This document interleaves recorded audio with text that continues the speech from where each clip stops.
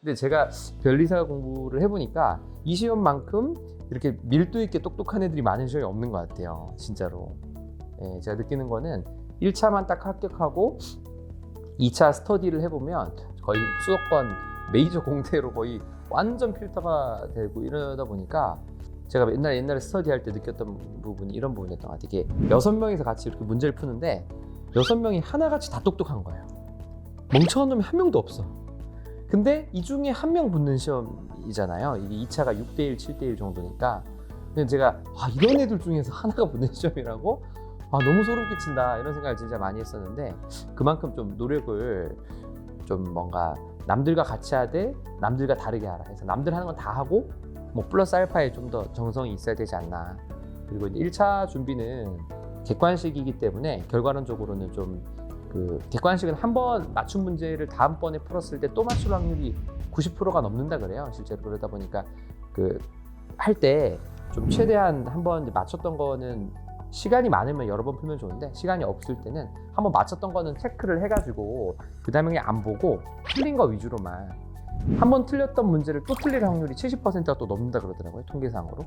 그러다 보니까 이제 그런 체크를 잘해서 계속 좀 빨리빨리 줄여나가는 공부를 하는 게 좀 되게 중요하지 않나. 그나마 제가 가지고 있는 팁은 이제 그런 부분이 좀 있을 것 같고 또 기타 이제 또 말씀하신 좀 생각났던 공부의 1차 객관식 포인트가 좀 있을까요? 저도 약간 비슷한 부분이었는데 기출 문제를 회독을 할 때 맞추는 문제가 있고 틀리는 문제가 있으면 틀린 문제만 표시를 해서 틀린 문제만 다시 2회독을 하고 그 다음번에는 또 틀린 문제를 3회독을 했습니다. 근데 4회독제에는 다시 돌아가서 전체를 다 풀었거든요.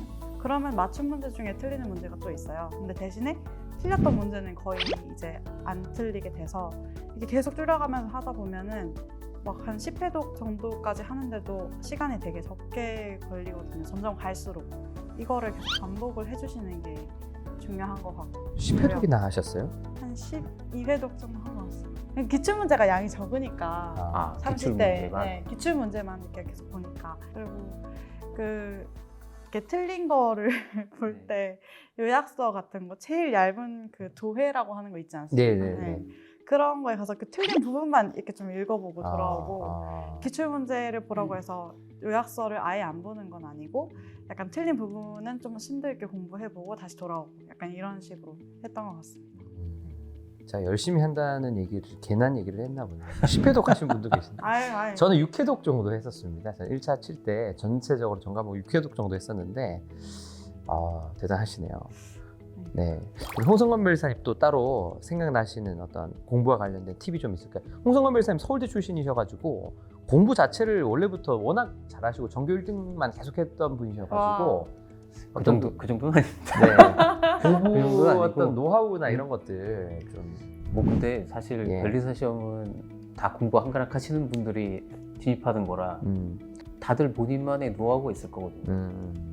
근데 이 시험만의 어떤 차별화된 진입 장벽이라고 하면 사실 특히 새롭게 접하시는 분들은 이제 자연과학이 전 과목이 들어가는데 1시간 만에 푼다. 이런 게 사실 크거든요. 이 물리, 화학, 생물, 지구과학을 모든 문제를 60분 만에 사실 푸는 게 저희가 시험 봤을 때도 느꼈지만 사실상 불가능하고 그러다 보니까 이제 찍기 위주로 어느 정도 같이 둘러가는 부분들이 있는데 잠깐만요. 우리 좀 이 시청자들이 조금 오인할 수 있을 것 같아서 네네. 다 찍기 위주로 한다는 말이 아니고 이제 물리, 화학, 생물, 지구과학 중에 풀 건 풀고 안 되는 건 빨리 선택과 집중을 한다는 얘기로 말씀을 하신 겁니다. 다 찍고 뭐 이런 느낌 아니에요.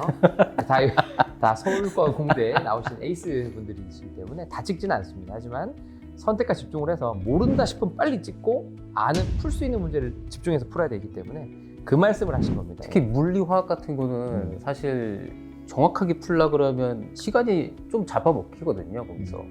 그래서 엉뚱한 데서 시간 소진을 많이 하면 내가 풀어야 되는 걸 못 풀고 넘어간다거나 이런 일이 많이 생기고 근데 물리, 화학을 또 아예 포기할 수는 없는 거라서 근데 물리, 화학 같은 거 사실 계속 풀다 보면 푸는 속도가 좀 어느 정도 잡히는 것들이 있다 보니까 그래서 좀 물리, 화학을 애초에 하셨던 이공계생들이라면 물리, 화학도 시험 전까지는 계속 감을 잡는 게 저는 꼭 필요하다 그렇게 생각하거든요. 그래서 감을 잡고 있어야 문제 문제가 딱 나왔을 때 60분 주어진 시간 안에 되게 빠르게 풀어서 답을 빨리 맞춰 넘어간다.